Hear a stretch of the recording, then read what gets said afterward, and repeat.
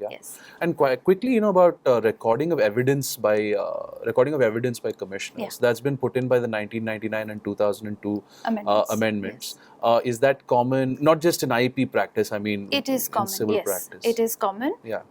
The rationale obviously is that the courts and the joint registrars are just incredibly overburdened.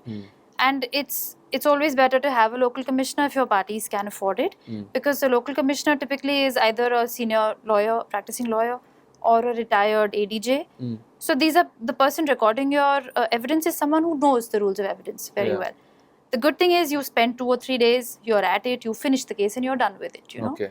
So it's a lot quicker, it's speedy, it makes a lot of sense when you read the depositions later.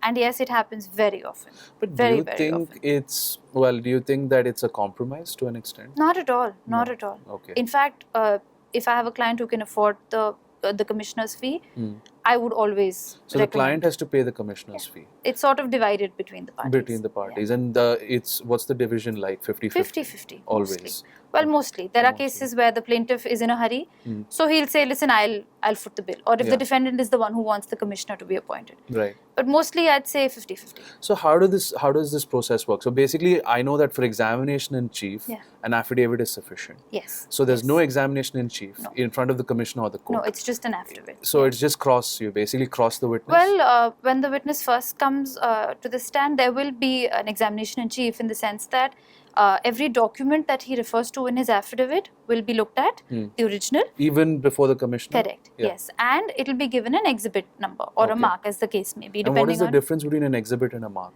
Right. So an exhibit is a document that is proved, either by showing an original or by filing the original, or if it's a document that the other party doesn't object to. Yeah. If none of these are done, if it's just a photocopy, if it's a printout without a 65AB affidavit. What is that?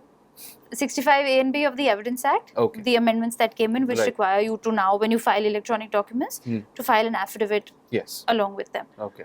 So that, or if the defendant says it's not proved and is able to give a good case as to why it's not proved, then the document is simply marked. The effect is that the court, later looking at the document, will not look at the document. Right. It's as simple as if a document is admitted, it's entered in as an exhibit. If it's not, it's a mark. It's a mark.